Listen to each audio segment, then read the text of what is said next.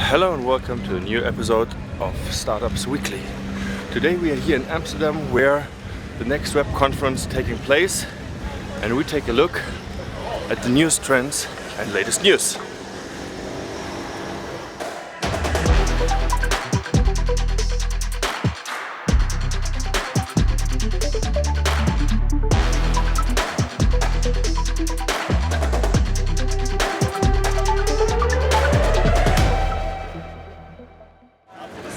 Today is the second day here at the Next Web conference, and yesterday the global finals of the Chiva Ventures competition took place, and we talked to the winner, Javier from Xilinat, and they are creating a biotechnological natural process to transform agricultural waste to sugar substitutes.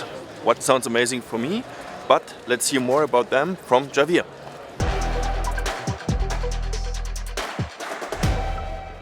The winner of the 2019 Chivas Venture Global Final goes to Xilinat.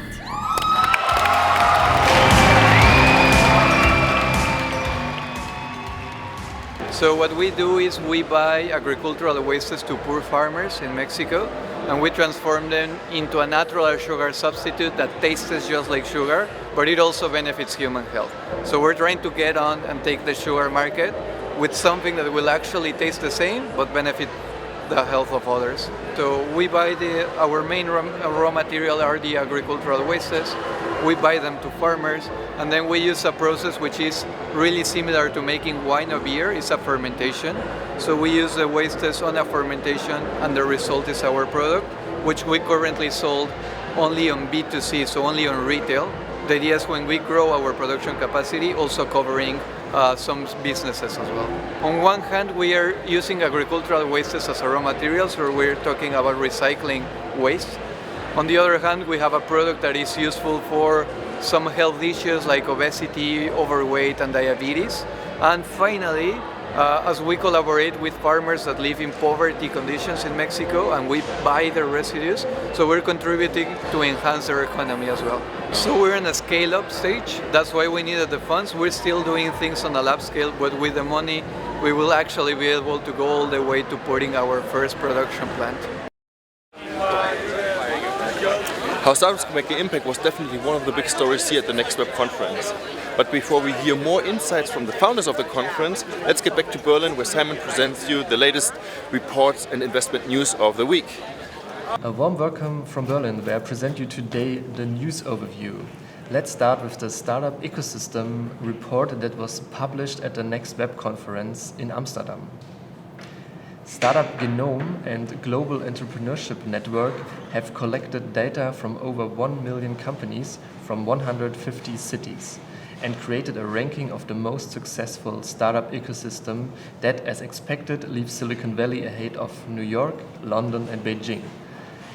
The wealth that is created by the global startup economy is far from evenly distributed. Over 2/3 of tech exits value is created and captured by the top 10 cities globally. This concentration, however, appears to be declining. It was 87% in 2011. The most successful European startup ecosystems are London, Paris, Berlin, Stockholm, and Amsterdam. The startup subsectors were also examined by the study. While the number of early-stage funding deals in the robotics sector has risen the most, EdTech has been able to convince fewer and fewer investors. Another exciting study published this week deals with European private equity investment. Invest Europe represents over 1,400 private equity and VC firms from all around Europe. According to their survey, more money was invested in European companies than ever before. Private equity investment in Europe has increased by 7% year on year to reach 18.6 billion euros. Private equity funds invested in over 7,800 companies, with 86% of the total made up by small and medium-sized enterprises. Over 25 billion euros of venture capital was invested in startups and scale-ups in 2018. 46% of the investors came from outside the EU. Let's now turn to last week's investments. The Berlin company FreightHub was able to collect 27 million euros from investors. The logistics startup has now collected a total of 47 million euros. The venture fund Ryder Global and the Danish shipping company Maersk Growth participated as new investors in the current round. The startup wants to digitize logistics. FreightHub relies on real-time data so that both sender and recipient can track where their goods are at any time. FreightHub was able to triple its transport volume. More than 1,500 customers already use the service. They want to use the fresh capital to further expand their services and expand to Asia, as Managing Director Ferry Heilemann explained.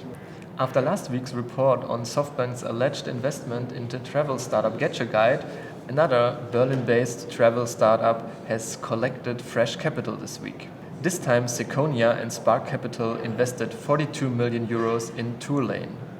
For Tourlane, it was already the Series C round after the enterprise managed to collect 21 million euros in their Series B round, which took place as recently as December of last year. In total, the investment in Tourlane amount to 72 million euros. Tourlane offers personalized trips.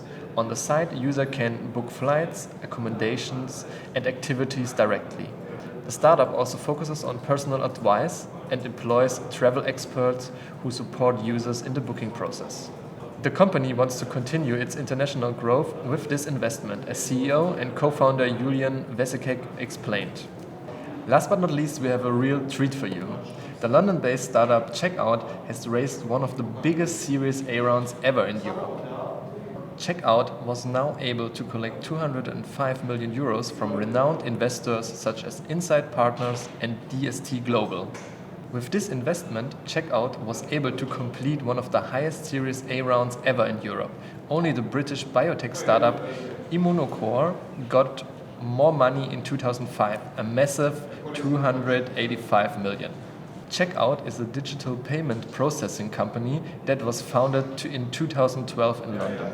The company helps businesses, including Samsung, Adidas and Deliveroo, to accept a range of payment types across their online stores around the world.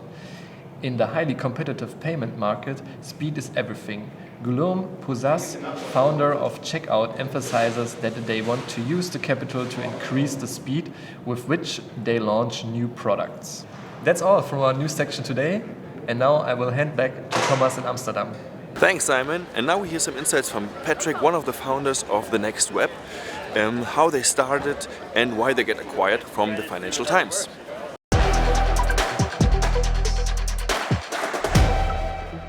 Well, what did change? I think everything changed. The first edition was in 2006. It was in a small church, 280 people showed up. We had 6 speakers.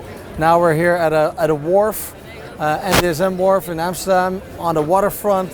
It's huge, it's 40,000 square meters, and it's just insane. I mean, we have almost a bit over 15,000 people coming over from over 100 countries. So everything changed basically. The first event, I did everything. Now, I'm pretty okay. You know, we have a really good team. And they basically set up everything. There were 250 people working here for 8 days to build everything up. And I'm now kind of like freely available to talk to you. So about 3 years ago, we decided to launch a new strategy for our company. So in the core, we're a media company, but we believe that a media company, or the future of a media company, is to diversify your revenue streams. That meant that besides the standard media revenue streams, which is advertising and events, we added 3 new business units. So we added data on technology companies, we added advisory business for corporates and governments, and we added a tech hub called TQ.